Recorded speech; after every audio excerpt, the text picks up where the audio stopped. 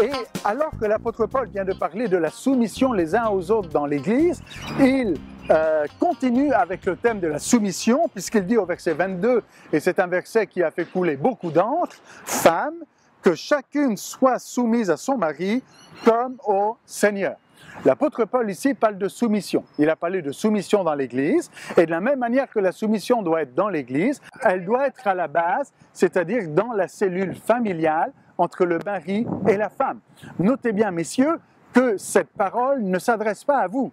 L'apôtre Paul dit « femme ». Et si le « femme » est là au début, ça veut dire « mesdames, cette parole est pour vous ». Donc les hommes n'ont pas à utiliser ce verset pour demander la soumission de leur épouse. Ce n'est pas pour cela que ce verset est écrit ici. Il n'y a pas de machisme dans ce verset-là, mais cette parole parle plutôt aux femmes. Et l'apôtre Paul dit, eh bien, quand il s'agit de se soumettre les uns aux autres, mesdames, vous aussi, soumettez-vous à votre mari comme au Seigneur.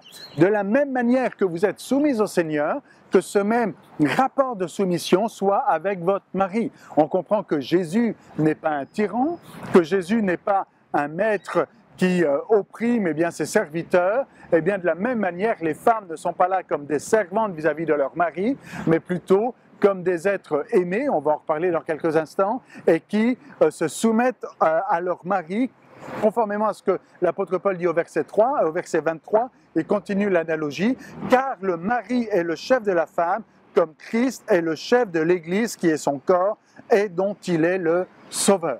Le mari est le chef de la femme comme Christ est le chef de l'Église. Christ est le chef, la tête de l'Église, et de la même manière, le mari est le chef de famille.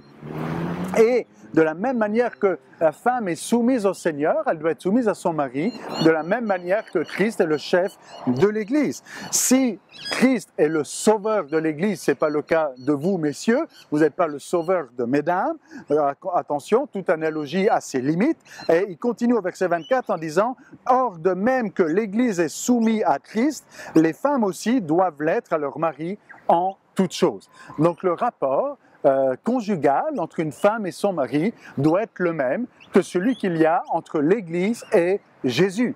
Il s'agit d'une soumission qui n'est pas forcée, il s'agit d'une soumission qui n'est pas imposée, mais il s'agit au contraire d'une réponse, d'un respect. Cette soumission ici pourrait être traduite par respect, de la même manière que l'Église respecte Jésus comme le chef et comme celui qui dirige, le leader de l'Église. De la même manière, eh bien, l'épouse doit respecter, honorer son mari en toutes choses. Alors je vous laisse méditer sur ce verset et surtout, de grâce, je vous en supplie, ne faites pas dire à l'Écriture ce qu'elle ne dit pas. Il n'y a pas de misogynie ici, au contraire. Le verset plaide même dans le sens contraire en disant il n'y a pas de soumission et d'autoritarisme ici.